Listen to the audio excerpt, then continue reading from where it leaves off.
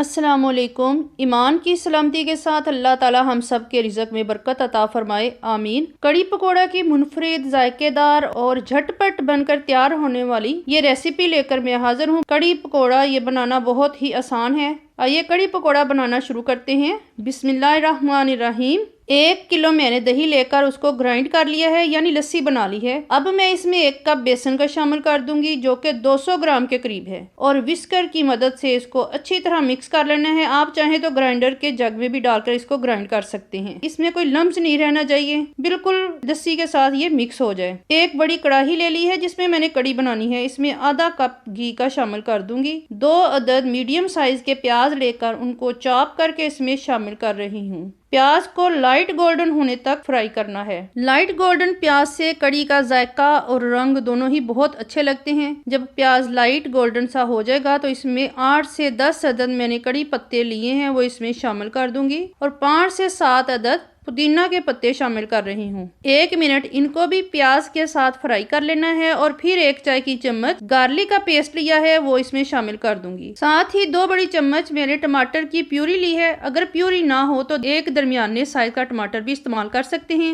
1 बड़ी चम्मच सफेद जीरा साबुत लिया है, वो इसमें शामिल कर दूंगी। इससे कड़ी का जायका बहुत अच्छा हो जाता है। 1 चाय की चम्मच सुरख मिर्च पाउडर का इसमें शामिल कर दूंगी। आधी चाय की चम्मच चिली फ्लेक्स लिए हैं, वो भी इसमें शामिल कर दूंगी, और आधी चाय की चम्मच हल्दी का मैं इस्तेमाल कर रही हूँ। 1 चाय की चम्मच नमक का ऐड कर रही हूँ। नमक अपने जायके के हिसाब से आप रख सकते हैं। 5 से 6 अदद मैंने सब्ज मिर्च ले ली हैं, उनको कूट के मैं इसमें शामिल कर रही हूँ, जिससे कड़ी का जायका और खुशबू दोनों ही बहुत अच्छे हो जाते हैं। इन तमाम मसालों को शामिल करके 3 से 4 मिनट लगेंगे इसको भूनने में। अच्छी तरह इसको भून लेना है। अब बेसन वाली लस्सी जिसमें बेसन मिक्स किया था उसको कढ़ाई में शामिल कर देना है, लेकिन उससे पहले लस्सी के साथ बेसन को अच्छी तरह मिक्स कर लेना है। आंच को तेज कर देना है। साथ ही 1 लीटर पानी का और शामिल कर देना है, ताकि कड़ी अच्छी तरह पक जाए और बेसन कच्चा ना रहे। इसमें मेन काम यही होता है कि बेसन को कच्चा नहीं रहना चाहिए। कड़ी बनाते हुए बेसन कच्चा रह जाए या ज्यादा पड़ जाए तब भी कड़ी खराब हो जाती है। इसलिए कड़ी बनाते हुए इसकी मिकदार या इसकी मेजरमेंट का खास ख्याल रखना चाहिए। तेज आंच पर 5 मिनट के लिए अब इसको मैंने बॉयल होने देना है, और साथ साथ चम्मच को चलाते जाना है, ताकि बेसन जो है वो नीचे पैंदे के साथ न लगे। शुरू में चम्मच चलाना जरूरी होता है, बाद में जब 5 मिनट गुजर जाएंगे तो आंच को मीडियम कर देना है। आधे घंटे से लेकर 40 मिनट के लिए कवर करके अब इसको रख देना है। अब ये नीचे नहीं लगेगी, लेकिन वक्तन फक्तन 7 चम्मच जरूर चलाते रहना है। अब ये पकती रहेगी और इसमें बेसन भी पक जाएगा।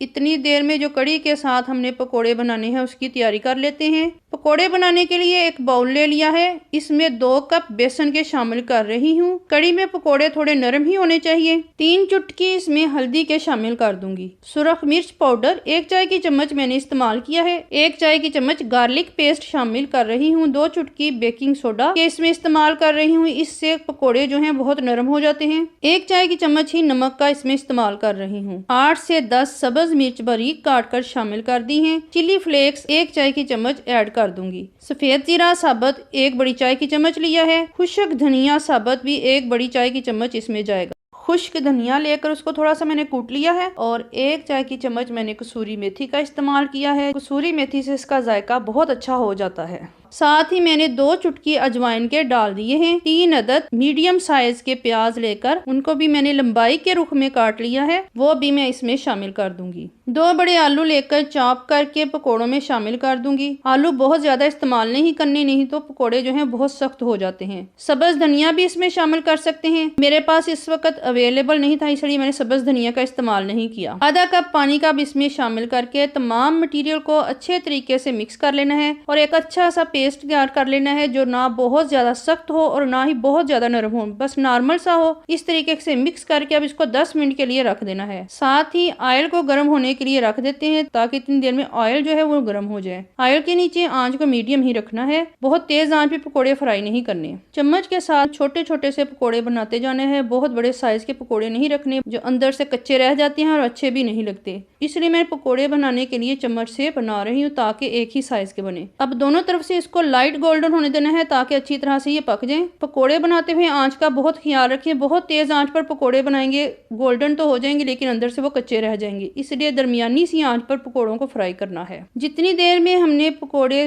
का सामान तैयार किया है, पकोड़े बनाए हैं, इतनी देर में 40 मिनट से ज्यादा टाइम हो चुका है और कड़ी भी बन के तैयार हो चुकी है। पकोड़े तकरीबन तैयार हो चुके हैं। तमाम पकोड़े कड़ी में शामिल कर दूंगी। कड़ी के नीचे आंच को बिल्कुल हल्की कर देना है, बंद नहीं करना। तमाम पकोड़े कड़ी में डालने के बाद 3 से 4 मिनट के लिए मजीद कड़ी को पकने देना है। इससे एक तो ये होता है पकोड़े नरम हो जाते हैं और दूसरा कड़ी का जायका मजीद बेहतर हो जाता है। पकोड़े डालने के बाद इनको 5 मिनट के लिए कवर करके रख देना है। कड़ी में तड़का जो लगाना है उसके लिए मैंने एक फ्राई पैन ले लिया है, 2 चम्मच इसमें ऑयल के शामिल कर दिए हैं। 1 बड़ी चम्मच सफेद जीरा शामिल कर दूंगी और 1 मिनट के लिए इसको फ्राई कर लेना है। जीरा बहुत ज्यादा फ्राई नहीं करना जिससे वो ब्लैक हो जाए, बस खुशबू सी आने लग जाए। तो साथ ही 4 अदद गोल मिर्च सुरख ली है वो इसमें शामिल कर दूंगी। तो इसको भी बस 1 मिनट के लिए साथ फ्राई करना है और साथ ही इसको कड़ी में शामिल कर देना है। ये कड़ी बहुत ही मजे की बनकर तैयार हो चुकी है। चाहे तो इसको बॉयल चावलों के साथ गर्मा गर्म पेश करें या गर्मा गर्म नान के साथ, ये बहुत ही लजीज बनी है। आप भी बनाइएगा और मुझे जरूर बताइएगा कि मेरी आज की ये रेसिपी आपको कैसी लगी है और मुझे अपनी दुआओं में याद रखिएगा।